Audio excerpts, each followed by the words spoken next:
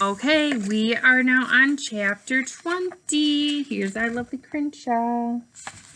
So remember, we are on part 2, which actually went back in time. So he is now a first grader, okay? Chapter 20. When the minivan was packed, we stood in the parking lot. Nobody wanted to get in. "Why don't I drive, Tom?" said my mom. "You were in a lot of pain this morning." "I'm fine," my dad said firmly. "Fit as a fiddle," whatever that means. My mom strapped Robin into her car seat, and we climbed into the minivan. The seats were hot from the sun. "This is only for a few days," said my mom, adjusting her sunglasses. 2 weeks tops," said my dad. "Maybe 3 or 4. "We just need to catch up a little," my mom said, using her "there's nothing wrong" voice. So I knew something was really wrong. "Pretty soon, we'll find a new apartment." "I like our house," I said. "Apartments are nice too," said my mom. "I don't get why we just can't stay." "It's complicated," said my dad. "You'll understand when you're older, Jackson," said my mom. "Play Wiggles!" Robin yelled, squirming in her car seat. She loved the Wiggles, a group that wrote silly songs for kids. "First, a little hitting the road music, Robin," said my dad. "Then Wiggles." He slipped a CD into the car player. It was one of my mom and dad's favorite singers. His name was B.B. King. My mom and dad like all kind of music called my mom and dad like the kind of music called the blues. In a blues song, somebody's sad about something. Like maybe they broke up with their girlfriend, or they lost all their money, or they missed a train to a faraway place. But the weird thing is, when you hear the songs, you feel happy. My dad makes up lots of crazy blues songs. Robin's favorite was "Ain't No PB in My PB&J." Mine was called Downside Up Vampire Bat Boogie, about a bat who couldn't sleep upside down, like bats are supposed to. I'd never heard a B.B. King song that my dad hadn't chosen to play. It was about how nobody loved this guy except his mother. "What's he mean about how even his mom could be jibing him, Dad?" I asked. "Jiving means lying. It's funny, see, because your mom and dad always love you." "Except when you don't floss," said my mom. I was quiet for a while. "Do kids always have to love their mom and dad?" I asked. I caught my dad's reflection in the rearview mirror. He looked back at me with a question in his eyes. "Put it this way," he said. "You can be mad at someone and still love them with all your heart." We pulled out of the driveway. Aretha sat between Robin and me. She was only a few months old and still had her puppy soft fur and clumsy paws. Our neighbor, Mr. Sierra, was cutting yellow roses from his garden. We'd already said official goodbyes. He waved and we waved back, like we were on our way to the Grand Canyon or Disney World. "Does Mr. Severa have a cat?" I said. A really big cat?" "Just Mabel," my mom answered, "the Chihuahua with an attitude." "Why?" I glanced back at the rear windshield, but it was blocked by boxes and bags. "No reason," I said. My dad cranked up the volume on B.B. King, who was still pretty sure nobody loved him, including his mom.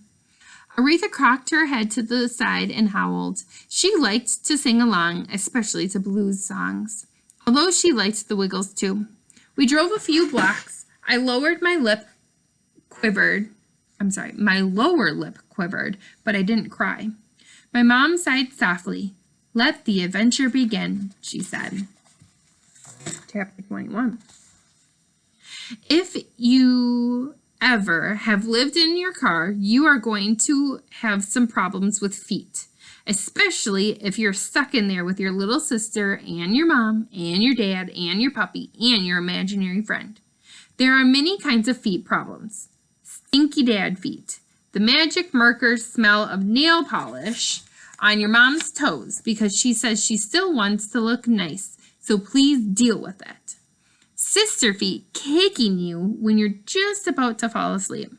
The scratchy surprise of dog feet trying to wake you up. Imaginary friend feet tiptoeing on your head. I thought hard about the feet problem. Finally, I came up with a plan. What's the worst that can happen is how I figure it.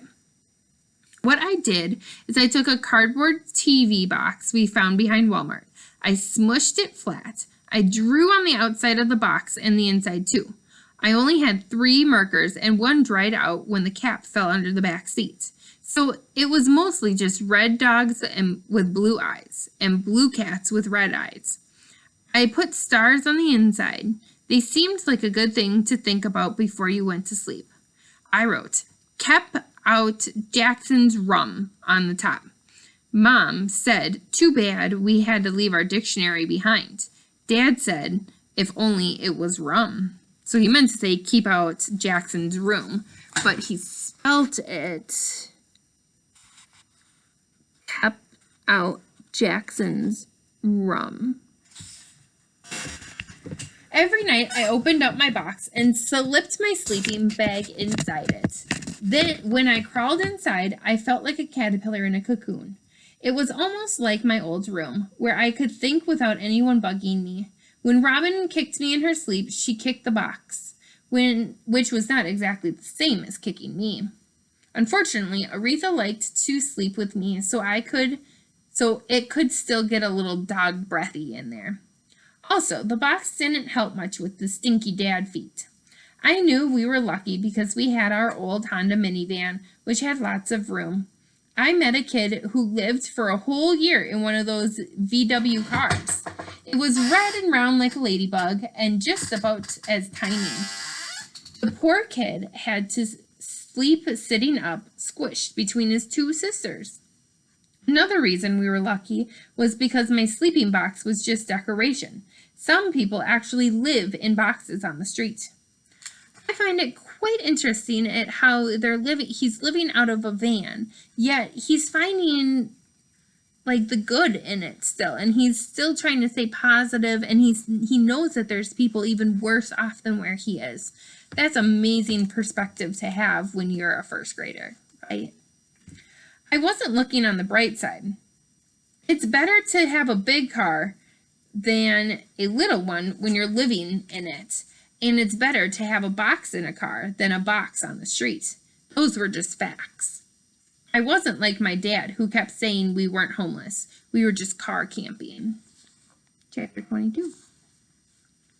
I didn't think much about the cattail windshield wiper for a while. Things were so weird, I guess. I didn't want any extra weirdness.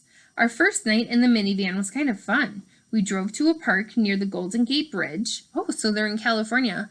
San Francisco. Good to know. A man had a telescope to look at the sky, and he showed us the Big Dipper and Orion.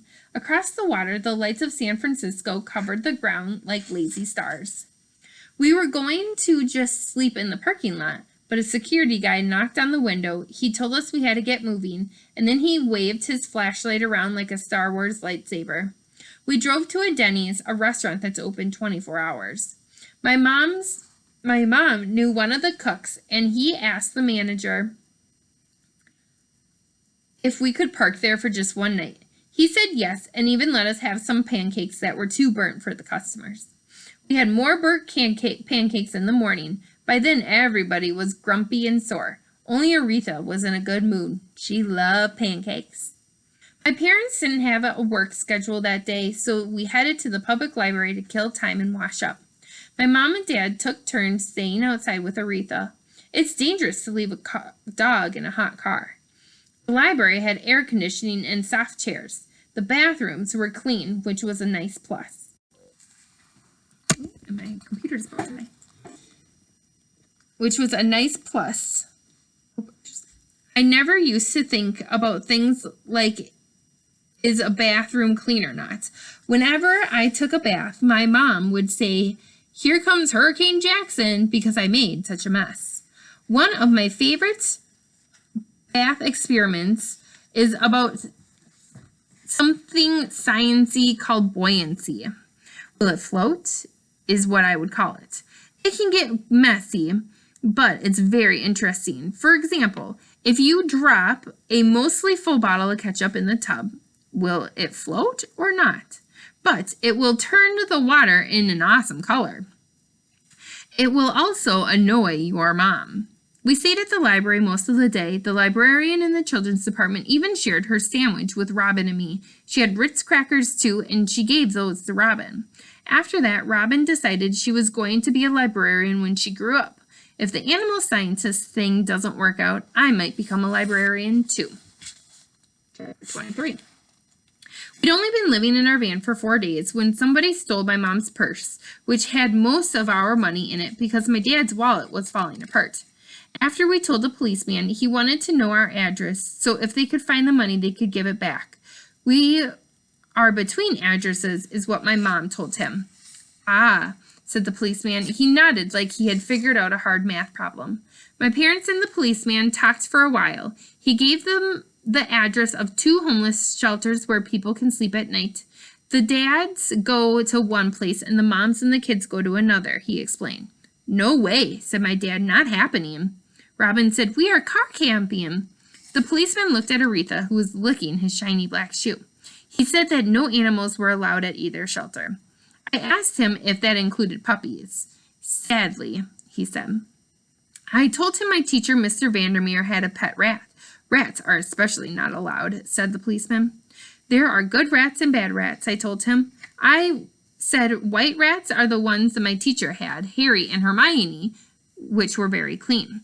But wild rats could make you sick. Then I told the policeman how Mr. Vandermeer was teaching rats to play basketball with a tiny ball for a science experiment. Rats are amazingly intelligent. Basketball, the policeman repeated. He looked at my parents like maybe they should be worried about me. Then he gave my mom a little white card with phone numbers on it. Social services, shelters, food pantry, free clinic, he said. Check back with us about the theft. Meantime, hang in there, folks. We were almost to the car when I heard the policeman called, Hey, Rat Man. I turned around. He waved at me. When I got there, he said, How's their jump shot? The rats, I mean.